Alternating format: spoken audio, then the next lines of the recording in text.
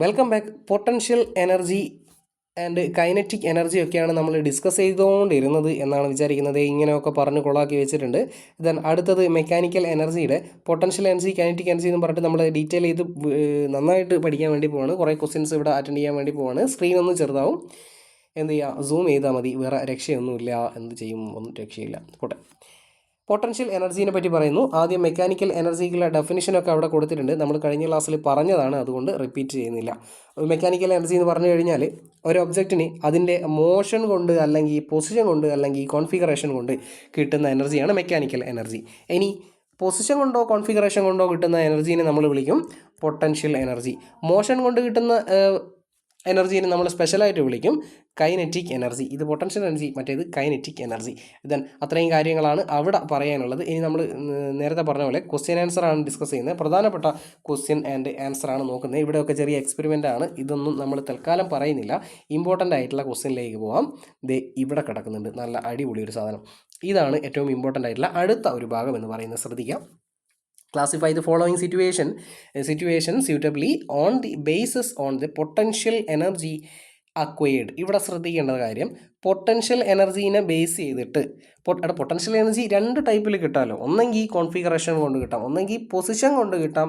Potential energy due to position ഉണ്ട്. Then potential energy due to configuration ഉണ്ട്. ഒന്നെങ്കിൽ position കൊണ്ടോ അല്ലെങ്കിൽ കോൺഫിഗറേഷൻ കൊണ്ട് പൊട്ടൻഷ്യൽ എനർജി കിട്ടും.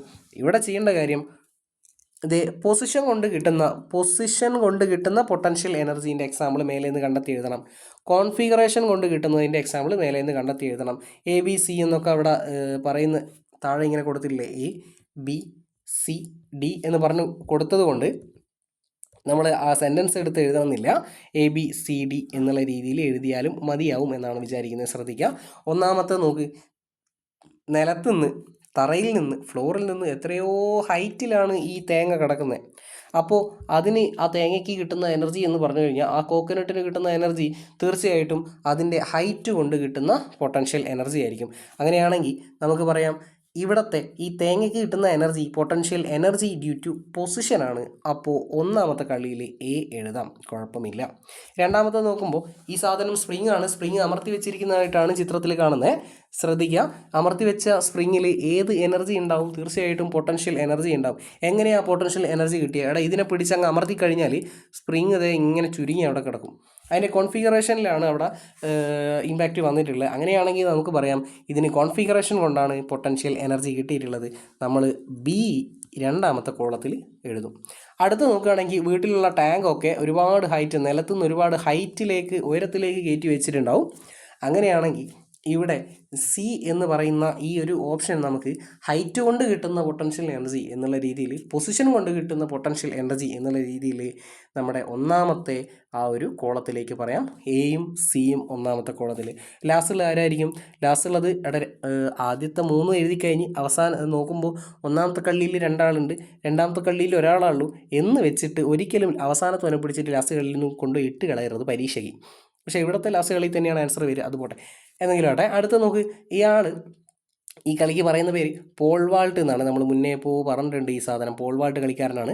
മൂപ്പരിക്ക് ഈ കമ്പിൻ്റെ മേലെ എന്തോ ഒരു എനർജി കിട്ടുന്നതുകൊണ്ടാണ് മൂപ്പര് ഇങ്ങനെ ദൂരത്തേക്ക് ചാടി പോകാൻ വേണ്ടി പറ്റുന്നത്. അപ്പോൾ ഏത് എനർജിയാണ് കിട്ടിയത്? പൊട്ടൻഷ്യൽ എനർജിയാണ് കിട്ടിയത്. എങ്ങനെയാണ് കിട്ടിയത്? ഈ കമ്പിന് എങ്ങനെയാണ് പൊട്ടൻഷ്യൽ എനർജി അക്വയർ ചെയ്യാൻ വേണ്ടി പറ്റിയത്? അതിൻ്റെ കോൺഫിഗറേഷൻ കൊണ്ടാണ് കിട്ടിയിട്ടുള്ളത്. അങ്ങനെയാണെങ്കിൽ ഈ കോൺഫിഗറേഷൻ കൊണ്ട് കിട്ടിയതായതുകൊണ്ട് നമ്മൾ അതിനെ ലാസ്റ്റ് കോളത്തിൽ ഉൾപ്പെടുത്തുന്നു എന്നുള്ളതാണ് അവിടെ പറയാനുള്ളത്. ബാക്കിയൊന്നുമില്ല. ദെൻ അടുത്ത ഈക്വേഷൻ കഴിഞ്ഞ ക്ലാസ് പറഞ്ഞാണ്, ഇമ്പോർട്ടൻ്റ് ആണ്, നോട്ട് ചെയ്ത് വെച്ചേക്കണം കേട്ടോ. യെസ്, ഇവിടെ ഒരു ക്വസ്റ്റ്യൻ കാണുന്നുണ്ട്. അതിൻ്റെ ആൻസറും ഇപ്പുറം തന്നെ കാണുന്നുണ്ട്. കുറേ കാര്യങ്ങളൊക്കെ അവിടെ പറയുന്നുണ്ട്. ബാക്കി നമുക്ക് പറയാം. ശരി, ഇവിടെ ഇതൊക്കെ മേലെയാണ്. ഇതാണ് ക്വസ്റ്റ്യൻ. നോക്കാം. An object of mass 50 kg is lifted to a height of 8 meter from the ground. അപ്പോൾ ഒരു ഒബ്ജക്റ്റ് ഒരു 50 കിലോഗ്രാം മാസുള്ള ഒരു ഒബ്ജക്റ്റ്, അതിൻ്റെ മാസ് എത്രയാണ്? M is equal to 50 kilogram മാസുള്ള ഈ ഒരു ഒബ്ജക്റ്റ് നിലത്ത് നിന്ന് എടുത്തിട്ട് ഒരു ഹൈറ്റിലേക്ക് 8 മീറ്റർ ഹൈറ്റിലേക്ക് എടുത്തുകൊണ്ട് പോവുക. ഹൈറ്റ് എത്രയാണ് പറയുന്നത്? 8 മീറ്റർ. അങ്ങനെയാണെങ്കിൽ ഇവിടെ what is the potential energy when it is on the ground എന്നാണ് ആദ്യത്തെ ചോദ്യം. It is on the ground. നിലത്ത് നിൽക്കുമ്പോൾ അതിൻ്റെ പൊട്ടൻഷ്യൽ എനർജി എന്താക്കും? അവിടെ ആദ്യം പൊട്ടൻഷ്യൽ എനർജീൻ്റെ ഇക്വേഷൻ എഴുതിക്കോ. Potential energy E P equal to M G H. Potential energy കണ്ടുപിടിക്കേണ്ട equation M G H equal to M എത്രയാ? എടാ എം ഇവിടെ തന്നിട്ടുണ്ട് 50 ഇൻറ്റു ജി എത്രയാ? തന്നിട്ടുണ്ടോ? ഇല്ല. ജി തൽക്കാലം ഞാൻ എൻ്റെ കാൽക്കുലേഷൻ എളുപ്പമാക്കാൻ വേണ്ടിയിട്ട് ഞാൻ G equal to 10 metre per second square ആയിട്ട് എടുക്കുന്നത്. നിങ്ങൾ അങ്ങനെ എടുക്കരുത്. 9.8 വെച്ചിട്ട് ചെയ്യണം. ഇൻറ്റു 10 എന്ന് വരും. 9.8 ആണ് എടുക്കേണ്ടത്. 10 എന്ന് തൽക്കാലം എടുക്കുന്നത്. ഇവിടെ ഒന്നും പറഞ്ഞിട്ടൊന്നുമില്ല. തൽക്കാലം എളുപ്പത്തിന് വേണ്ടി ഞാൻ 10 എടുക്കുന്നു. ദെൻ ഇൻറ്റു എച്ച് ഇവിടെ പെട്ടെന്ന് കാണുമ്പോൾ ഈ എച്ചൊക്കെ എടുക്കാൻ വേണ്ടി തോന്നും, പക്ഷേ ചെയ്യരുത്. എടാ ഇത് ഓൺ ദ ഗ്രൗണ്ട് എന്നല്ലേ പറഞ്ഞേ? ഗ്രൗണ്ടിൽ നിൽക്കുമ്പോൾ അതിന് ഹൈറ്റ് ഉണ്ടാ? ഇല്ലല്ലോ, 0 അല്ലേ? അങ്ങനെയാണെങ്കിൽ ഇതൊക്കെ കൂടി എടുത്ത് മൾട്ടിപ്ലൈ ചെയ്യുക. ഇവിടെ 9.8 എടുത്ത് എടുക്കാം കേട്ടോ. ഇങ്ങനെ ഒരു എളുപ്പമുള്ള കാര്യം ഞാൻ ശ്രദ്ധിച്ചില്ല. ജീൻ്റെ വാല്യൂ 9.8 ആയിട്ട് തന്നെ എടുത്തോ, കുഴപ്പമില്ല. കാരണം എന്താ? എടാ 50 ഇൻറ്റു 9.8 ഇൻറ്റു 0 എന്ന് പറഞ്ഞാൽ എന്നത്തിലും എല്ലാ സാധനത്തിനും എടുത്ത് 0 കൊണ്ട് മൾട്ടിപ്ലൈ ചെയ്താൽ 0 ആയിരിക്കും. ഇവിടെ നിങ്ങൾ പഠിച്ചു വെച്ചേക്കാം, നിലത്ത് കിടക്കുന്ന ഒരു ഒബ്ജക്റ്റിന്, ഫ്ലോറിൽ നിൽക്കുന്ന ഒബ്ജക്റ്റിന്, ഹൈറ്റ് ഇല്ലാത്ത ഒബ്ജക്റ്റിന് അതിൻ്റെ പൊട്ടൻഷ്യൽ എനർജി 0 ആയിരിക്കും. ഒരു ഒബ്ജക്റ്റ് നിലത്ത് കിടക്കുമ്പോൾ അതിൻ്റെ potential energy E P equal to 0 ആയിരിക്കും. പഠിച്ചു വെച്ചേക്കാം ഈ ഒരു പോയിന്റ്. റെഡി? താഴെ ഈ കാര്യങ്ങളൊക്കെ പറയുന്നുണ്ട്. ഇത് ലാസ്റ്റ് യൂഷ്വലി അസ്യൂംഡ് ആസ് 0, അതാണ് നമുക്കിവിടെ കിട്ടിയിട്ടുള്ള 0. കണ്ടോ, 0 ഇവിടെ ഉണ്ട്. ഇനി താഴത്തെ ഭാഗം നോക്കാം. ബി ക്വസ്റ്റ്യൻ ഉണ്ട്. Calculate the potential energy. വീണ്ടും calculate the potential energy when the body is at a height of 8 metre. 8 metre ഹൈറ്റിൽ നിൽക്കുമ്പോൾ, ഇവിടെയാണ് ആ ഹൈറ്റ് വരുന്നത്. 8 മീറ്റർ ഹൈറ്റിൽ നിൽക്കുമ്പോൾ നിലത്തുള്ള ആ ഒബ്ജക്റ്റിനെ എടുത്തിട്ട് 8 മീറ്റർ ഹൈറ്റിലേക്ക് കൊണ്ടുപോയി. ഇനി 8 മീറ്റർ ഹൈറ്റിൽ നിൽക്കുമ്പോൾ അതിൻ്റെ പൊട്ടൻഷ്യൽ എനർജി എത്രയായിരിക്കും എന്നുള്ളതാണ് നമ്മൾ കണ്ടുപിടിക്കാൻ വേണ്ടി പോകുന്നത്. ശ്രദ്ധിക്കുക. മാസ് തന്നിട്ടുണ്ടല്ലോ. Mass of the object 50 kilogram. Acceleration due to gravity ഇതേ അവർ 9.8 മീറ്റർ പെർ സെക്കൻഡ് സ്ക്വയർ ആയിട്ട് എടുത്തിട്ടുള്ള. Thank you. Then the change of position of the body എന്ന് വെച്ചാൽ ഡിസ്പ്ലേസ്മെൻറ്റ് ഓർ ഹൈറ്റ്. എടാ ഈ സാധനം നന്നായിട്ടൊന്ന് നോക്കി വെച്ചോട്ടോ. ഡിസ്പ്ലേസ്മെൻറ്റിനെ തന്നെ പലപ്പോഴും ഹൈറ്റായിട്ട് നമ്മൾ ഇനി അങ്ങോട്ടും ഇങ്ങോട്ടൊക്കെ പോകുമ്പോൾ ഒരുപാട് തവണ ഈ ഡിസ്പ്ലേസ്മെൻറ്റിനെ ഹൈറ്റായിട്ട് തന്നെയും കൺസിഡർ ചെയ്യും. അപ്പോൾ ഡിസ്പ്ലേസ്മെൻറ്റ് അല്ലെങ്കിൽ ഹൈറ്റ് എത്രയാണെന്ന് ചോദിച്ചാൽ ഇവിടെ 8 മീറ്ററാണ്. Then potential energy E P equal to M G H. അതായത് ഒന്ന് സൂം ചെയ്യാം. E P equal to M എത്രയാ? 50 ഇൻറ്റു ജി എത്രയാ? 9.8 ഇൻറ്റു എച്ച് തന്നിട്ടുണ്ട് 8. ദെൻ ഇതൊക്കെ കൂടെ എടുത്തങ്ങ് മൾട്ടിപ്ലൈ ചെയ്യുക. തൽക്കാലം ഞാൻ അതിൻ്റെ ആൻസർ പറയാം. 50 ഇൻറ്റു 9.8 ഇൻറ്റു 8 9.8 ഇൻറ്റു 8 ചെയ്ത് കഴിഞ്ഞാൽ ഇത് 3920 എന്നാണ് വരിക. 3920 ജൂൾ എന്ന് ആൻസർ വരും കേട്ടോ. 3920 ജൂൾ എന്ന ആൻസർ വരും. റെഡി? അടുത്തത് കൈനറ്റിക് എനർജി എന്നുള്ള ടോപ്പിക്കാണ്. നമ്മൾ ഒരുപാട് സമയമൊന്നും വേസ്റ്റ് ചെയ്യുന്നില്ല, പോസ് ചെയ്ത് വേസ്റ്റൊന്നും ചെയ്യുന്നില്ല. ആൻഡ് ഇമ്പോർട്ടൻ്റ് ആയിട്ടുള്ള കാര്യങ്ങൾ മാത്രമേ പറയുന്നുള്ളൂ. ഇവിടെ ഇത് ഇമ്പോർട്ടൻ്റ് ആണ്, പഠിച്ചു വെക്കണം. നമ്മൾ നേരത്തെ പറഞ്ഞതാണ് വിർച്യൂ ഓഫ് ഇസ് മോഷൻ കൊണ്ട് കിട്ടുന്നതാണ് കൈനറ്റിക് എനർജി. ദെൻ അടുത്ത ഭാഗത്തേക്ക് പോകുന്നു, ക്വസ്റ്റ്യനിലേക്ക് പോകുന്നു. ഇവിടെ കുറേ സിമ്പിളായിട്ടുള്ള കാര്യങ്ങളൊക്കെ പറയുന്നുണ്ട്. ഇമ്പോർട്ടൻ്റ് ആയിട്ടുള്ള ക്വസ്റ്റ്യൻ പറയാം. ദേ ഇവിടെ ഒരു ക്വസ്റ്റ്യൻ കിടക്കുന്നുണ്ട്. Now write down 2 factors that influence kinetic energy. Kinetic എനർജീനെ ഇൻഫ്ലുവൻസ് ചെയ്യുന്ന 2 ഫാക്ടേഴ്സ് ഏതൊക്കെയാണെന്നുള്ളതാണ്. ഇവിടെ പഠിച്ചു വെച്ചോ. ഒന്ന് മാസ് ആണ്, ഒന്ന് വെലോസിറ്റിയാണ്. വെലോസിറ്റി ഓഫ് ദി ഒബ്ജക്റ്റ് എന്ന് പറയാം. മാസും വെലോസിറ്റിയും സിമ്പിളായിട്ട് പറഞ്ഞുതരാം. കൈനറ്റിക് എനർജീൻ്റെ ഇക്വേഷൻ എന്താ? ഹാഫ് mv² അല്ലേ? ഹാഫ് mv² അല്ലേ? ഇവിടെ k equal to half mv². അപ്പോൾ കൈനറ്റിക് എനർജീനെ ഇൻഫ്ലുവൻസ് ചെയ്യുന്ന ഫാക്ടേഴ്സ് അതൊക്കെയാണ്. ഒന്ന് മാസ്, ഒന്ന് വെലോസിറ്റി. കഴിഞ്ഞു. അത്രയേ ഉള്ളൂ. മാസ് കൂടിയാലും വെലോസിറ്റി കൂടിയാലും കൈനറ്റിക് എനർജി കൂടുകയാണ് ചെയ്യുക. മാസ് കൂടിയാലും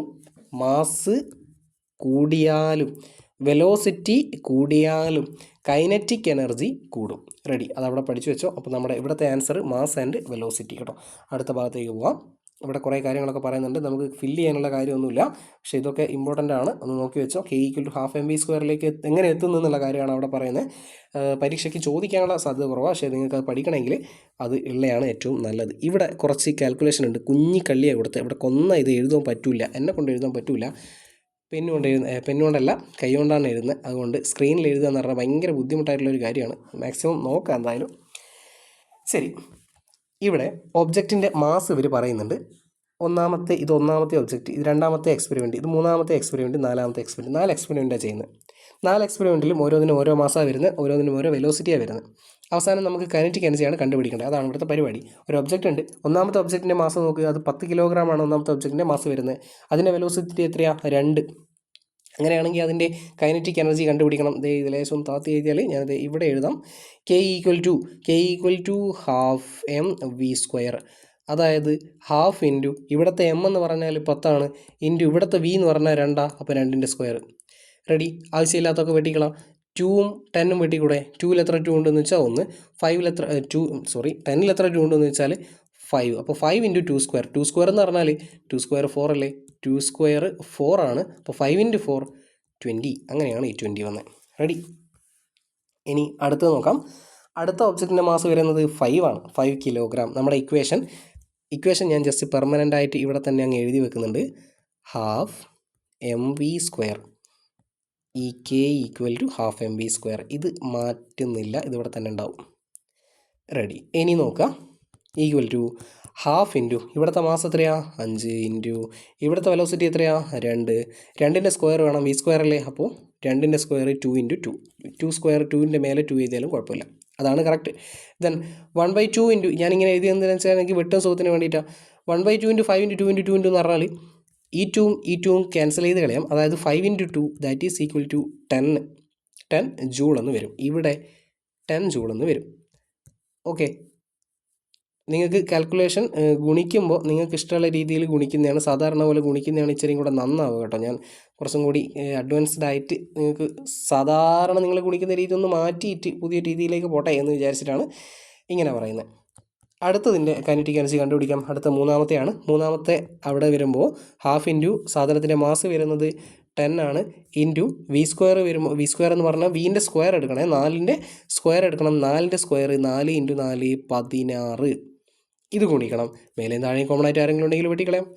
ഇവിടെ നോക്കുമ്പോൾ 2, 2ൽ എത്ര 2? 1 2. 10ൽ എത്ര 2? 5 2. ഇനി 5 ഇൻറ്റു 16 ചെയ്യണം. 5 ഇൻറ്റു 16 6 5 30, 3 ബാക്കി 1 5, 5ഉം 3ഉം 8 80. ആൻസർ ഇവിടെ 80 എന്ന് വരും. 80. റെഡിയാണ് എന്ന് വിചാരിക്കുന്നു. അടുത്ത ഭാഗത്തേക്ക് പോകാം. അയ്യോ, ഹാഫ് mv² പോയടാ, പോട്ടെ. അടുത്തത് ലാസ്റ്റ് ഹാഫ് mv². ലാസ്റ്റാണ് നാലാമത്തത്. ഇവിടെ ഈ K equal to half mv² തന്നെ, അതിൽ മാറ്റമൊന്നുമില്ല. ഹാഫ് ഇൻറ്റു m ഇവിടെ മാറിയിട്ടുണ്ടോ? m 10 ഇൻറ്റു v വരുന്നത് 1. അപ്പോൾ 1ൻ്റെ സ്ക്വയർ 1 തന്നെ. Half into 10 into 1 equal to half into 10 എന്ന് പറഞ്ഞാൽ 10ൻ്റെ പകുതിയാണ് ഉദ്ദേശിക്കുന്നത്. 10ൻ്റെ പകുതി 5 അല്ലേ? 5 ഇൻറ്റു 1 എന്ന് പറഞ്ഞാൽ 5 തന്നെ. അപ്പോൾ ഇവിടെ 5. ഓക്കെ, റെഡിയാണെന്ന് വിചാരിക്കുന്നത്. അങ്ങനെ നമ്മുടെ ഈ ഒരു ടേബിൾ ഇവിടെ കംപ്ലീറ്റ് ചെയ്ത് വെച്ചിട്ടുണ്ട്. ഇനി ഇതൊക്കെ വരുന്നുണ്ട്. ഇനി അടുത്ത സിമ്പിളായിട്ടുള്ള ഒരു ക്വസ്റ്റ്യൻ. ഈ ക്വസ്റ്റ്യൻ പറഞ്ഞിട്ട് നിർത്താം എന്നാണ് വിചാരിക്കുന്നത്. ചിലപ്പോൾ മറ്റൊന്നും കൂടെ കൊള്ളിക്കാനുള്ള സമയം ഭാഗ്യമുണ്ടെങ്കിൽ കിട്ടും. നോക്കാം. A motor cyclist travelling in A straight line at A speed of 10 meter per second. The combined mass of the motorcycle and the passenger is 300 kilogram. അപ്പോൾ ആവശ്യമുള്ള മാത്രം കളർ അടിച്ച് വെച്ചേക്കാം. റെഡി? ഇനി what is the kinetic energy of the motor cycle and the passenger? ഇവിടെ kinetic എനർജിയാണ് കണ്ടുപിടിക്കേണ്ടത്. ആദ്യം നിങ്ങൾ തന്ന കാര്യം എടുത്ത് എഴുത്. തന്ന കാര്യം ഈ സാധനം സ്ട്രൈറ്റ് ലൈനുമാണ് മൂവ് ചെയ്യുന്നത്. അതിൻ്റെ സ്പീഡ് പറയുന്നത് 10 meter per second square. 10 meter per second. അങ്ങനെയാണെങ്കിൽ അതിൻ്റെ സ്പീഡിനെ വെലോസിറ്റി ആയിട്ട് കൺസിഡർ ചെയ്യാം. സ്ട്രൈറ്റ് ലൈനല്ലേ പോകുന്നത്, അപ്പോൾ വെലോസിറ്റി ആയിട്ട് എടുത്തോ. വെലോസിറ്റി അവർ പറയുന്നു 10 meter per second. കാണുന്നുണ്ട് എന്ന് വിചാരിക്കുന്നു, വേണമെങ്കിൽ ഒന്ന് ചെറുതാക്കാം. 10 meter per second. ദെൻ ഈ സാധനത്തിൻ്റെ മാസ് തന്നിട്ടില്ലേ? Mass equal to 300 kilogram. ഇനി ഈ സാധനം നമുക്ക് തന്നിട്ടുണ്ട്. നമ്മൾ എ ക്വസ്റ്റ്യനിലേക്ക് പോവാണ്. കണ്ടുപിടിക്കേണ്ടത് കൈനറ്റിക് എനർജി. ഈ സാധനത്തിൻ്റെ ഈ മോട്ടോർ സൈക്കിളിൻ്റെയും യാത്രക്കാരൻ്റെയും കൂടെയുള്ള കൈനറ്റിക് എനർജി കണ്ടുപിടിക്കണം. കൈനറ്റിക് എനർജി കണ്ടുപിടിക്കണമെങ്കിൽ ആദ്യം അതിൻ്റെ ഇക്വേഷൻ എഴുതണം. K equal to half mv². വേറെ ഒരു കളർ എടുത്ത് ചെയ്യാമെന്ന് വിചാരിക്കുന്നു. ഇതിനെക്കൊണ്ട് എഴുതാൻ ഭയങ്കര ബുദ്ധിമുട്ടുണ്ട്. പോട്ടെ. ഈക്വൽ ടു ഇപ്പോൾ തീരെയും കാണുന്നില്ല. ഈക്വൽ ടു 1/2 ഇൻറ്റു 1/2 ഇൻറ്റു ഇവിടുത്തെ എം എത്രയാണ് ശ്രദ്ധിക്കുക, ഇവിടുത്തെ എം വരുന്നത് എം എന്ന് പറഞ്ഞാൽ mass 300 into V square. V എന്ന് പറഞ്ഞാൽ 10 അല്ലേ, അപ്പോൾ 10ൻ്റെ സ്ക്വയർ എടുക്കണം. 10 ഇൻറ്റു 10 ആണ് 10ൻ്റെ സ്ക്വയർ. 10 ഇൻറ്റു 10 എന്ന് പറഞ്ഞാൽ 100. ഇത് ചെയ്താൽ ആൻസറായി. സിമ്പിളായിട്ട് ചെയ്യാം. മേലെയും താഴെയും കോമൺ ആയിട്ട് ആരെങ്കിലും ഉണ്ടെങ്കിൽ വെട്ടിക്കണം. ദേ ഇവിടെ 2ൽ എത്ര 2? ഒരു 2. 300ൽ എത്ര 2 ഉണ്ട് എന്ന് വെച്ചാൽ 300ൻ്റെ പകുതി എത്ര? ഹാഫ് ഇൻറ്റു 300 എന്ന് പറഞ്ഞാൽ 300ൻ്റെ പകുതി എത്രയാണെന്നാണ്. ഇവിടെ ഇത് കാൽക്കുലേഷൻ ചെയ്ത് കഴിഞ്ഞാൽ 150 എന്ന് വരും. 300ൻ്റെ പകുതി 150 ഇൻറ്റു 100 ഇല്ലേ, 100 നമ്മളെങ്ങനെ സിമ്പിളായിട്ട് ചെയ്യുക, ആ 2 പൂജ്യം അതിനോട് അങ്ങ് ചേർത്ത് എഴുതും. എന്ന് വെച്ചാൽ 150ൻ്റെ കൂടെ 2 പൂജ്യവും കൂടെ 2 പൂജ്യവും കൂടെ വരും. അപ്പോൾ 15,000 15,000 ജൂൾ എന്നാണ് എ ക്വസ്റ്റ്യൻ്റെ ആൻസർ കിട്ടുക. 15,000 ജൂൾ. ഇനി ശ്രദ്ധിക്കാൻ നോക്കിയോ. What is the kinetic energy if the speed is doubled? ഈ സാധനത്തിൻ്റെ സ്പീഡ് ഡബിൾ ആക്കിയാൽ, നമ്മുടെ ഭാഷയിൽ പറഞ്ഞാൽ വെലോസിറ്റി ഡബിൾ ആക്കിയാൽ ഉണ്ടാവുന്ന കൈനറ്റിക് എനർജിയുടെ ചേഞ്ചാണ് ചോദിക്കുന്നത്. നോക്കുക, ഇവിടെ ഈ സാധനത്തിൻ്റെ വെലോസിറ്റി 10 അല്ലേ നിലവിൽ. ഇതിനെ ഡബിൾ ആക്കണം. ഡബിൾ ആക്കി കഴിഞ്ഞാൽ എത്രയായി? 10 ഇരട്ടി, അതായത് 20 ആയി. അപ്പോൾ പുതിയ വെലോസിറ്റി ഈക്വൽ ടു 20 ആണ്. അതാദ്യം ഓർമ്മിച്ച് വെക്ക്. ഇനി ഇ കെ ഈക്വൽ ടു നമ്മുടെ same equation, half mv square equal to 1/2 into 300, മാസിൽ മാറ്റമില്ല, ഇൻറ്റു വി എത്രയാണ്? ഇവിടുത്തെ വി എന്ന് പറഞ്ഞാൽ 20. അപ്പോൾ 20 സ്ക്വയർ എന്ന് വേണം എഴുതാൻ. റെഡി? ഈക്വൽ ടു ഇവിടെ ചെയ്ത് കഴിഞ്ഞാൽ നേരത്തെ ആൻസർ തന്നെയാണ് 150 എന്ന് കിട്ടും. 300ൻ്റെ പകുതി 300 ഇൻറ്റു ഹാഫ്, 300ൻ്റെ പകുതി 150 ഇൻറ്റു 20ൻ്റെ സ്ക്വയർ. 2ൻ്റെ സ്ക്വയർ 4 അല്ലേ, അപ്പോൾ 20ൻ്റെ സ്ക്വയർ 4ഉം 2 പൂജ്യവും. സ്ഥലമില്ലാത്തതുകൊണ്ടാണ്, അഡ്ജസ്റ്റ് ചെയ്യാം കേട്ടോ. റെഡി? 150 ഇൻറ്റു 400 ചെയ്താൽ മതി. സാധാരണ ചെയ്യുന്ന പോലെ നിങ്ങളെടുത്ത് ചെയ്തോ, സമയം പോലെ ചെയ്തോ. ഞാൻ ജസ്റ്റ് ആൻസർ മാത്രം ഒന്ന് പറഞ്ഞുതരാം. 150നെ 400 കൊണ്ട് ഗുണിച്ചാൽ 60ഉം ഒരു 3 പൂജ്യവും വരും. അതായത് 60,000 എന്ന ആൻസർ കിട്ടും. 60,000 ജൂൾ. ഇതൊന്ന് കമ്പയർ ചെയ്ത് നോക്കണം. 15,000 ഉള്ളത് നേരെ 16,000 ആയിട്ട് മാറുക ചെയ്ത്. എഡ്ജായി കൂടുതലല്ലേ. 15,000 ഉള്ളത് 15,000 ഉള്ള സാധനം 16,000 ആയിട്ട് കൂടി. എപ്പോൾ? ഈ വെലോസിറ്റി ഡബിൾ ആക്കിയപ്പോൾ. വെലോസിറ്റി ഡബിൾ ആക്കിയാൽ നമ്മുടെ വെലോസിറ്റി ഡബിൾ ആക്കിയാൽ കൈനറ്റിക് എനർജി 4 ടൈംസ് ആയിട്ട് കൂടും. കൈനറ്റിക് എനർജിക്ക് എങ്ങനെയാണ്, വെലോസിറ്റിയും കൈനറ്റിക് എനർജി എങ്ങനെയാണ് ബന്ധപ്പെട്ട് കിടക്കുന്നതെന്ന് ചോദിച്ചു കഴിഞ്ഞാൽ, ഇവിടെ നമ്മുടെ ഇക്വേഷൻ ഇല്ലേ, ഹാഫ് mv സ്ക്വയർ എന്നല്ല ഇക്വേഷൻ. നോക്കുക, ഇവിടെ മാസിന് എന്ത് മാറ്റമാണോ വരുന്നത് അതേപോലെ തന്നെ ആയിരിക്കും കൈനറ്റിക് എനർജി മാറാം. മാസ് ഡബിളാക്കി കൈനറ്റിക് എനർജി ഡബിളാവും, മാസ് പകുതിയാക്കി കൈനറ്റിക് എനർജി പകുതിയാവും. ആ രീതിയിലാണ് മാസും കൈനറ്റിക് എനർജിയും കണക്ട് ചെയ്ത് കിടക്കുന്നത്. ഇവിടെ വി സ്ക്വയർ എന്നല്ലേ പറഞ്ഞത്, വി സ്ക്വയർ അല്ലേ. അപ്പോൾ വെലോസിറ്റി പകുതിയാക്കിയാൽ വെലോസിറ്റീൻ്റെ പകുതി അതിൻ്റെ സ്ക്വയർ എടുക്കണം. വെലോസിറ്റി ഡബിളാക്കി, വെലോസിറ്റി 2 മടക്കാക്കിയാൽ, ഇപ്പം നിലവിൽ 2 ഈ സാധനത്തിൻ്റെ വെലോസിറ്റി എന്ന് വെച്ചോ. വെലോസിറ്റി ഡബിളാക്കിയാൽ വെലോസിറ്റി 2 മാറിയിട്ട് 4 ആയില്ലേ. അപ്പോൾ 4ൻ്റെ സ്ക്വയർ എന്നുള്ള രീതിയിലായിരിക്കും ചേഞ്ച് വരിക, കൈനറ്റിക് എനർജിക്ക് ചേഞ്ച് വരിക. അപ്പോൾ വെലോസിറ്റിക്ക് വരുന്ന ചേഞ്ചിൻ്റെ സ്ക്വയർ ആയിട്ടാണ് കൈനറ്റിക് എനർജിക്ക് ചേഞ്ച് വരിക. വെലോസിറ്റിക്ക് വരുന്ന ചേഞ്ചിൻ്റെ സ്ക്വയർ ആയിട്ടാണ് കൈനറ്റിക് എനർജിക്ക് ചേഞ്ച് വരിക. അതെന്തിനാണ് പറഞ്ഞതെന്ന് വെച്ച് കഴിഞ്ഞാൽ, ഇവിടെ എവിടെയോ അങ്ങനെയുള്ള കുറേ ക്വസ്റ്റ്യൻസ് നിരത്തി എഴുതി വെച്ചിട്ടുണ്ടായിരുന്നു. കാണുന്നില്ല, എവിടെയോ വരുന്നുണ്ടത്. അപ്പോൾ ഈ ഒരു ഐഡിയ ഉണ്ടെങ്കിൽ അത് സിമ്പിളായിട്ട് അങ്ങ് കഴിയും. ദെൻ ബാക്കി നമുക്ക് അടുത്ത വീഡിയോയിൽ പറയാം. ഇഷ്ടപ്പെട്ടിട്ടുണ്ടെങ്കിൽ ഉറപ്പായിട്ടും ലൈക്ക് ചെയ്യാം കേട്ടോ. ബൈ.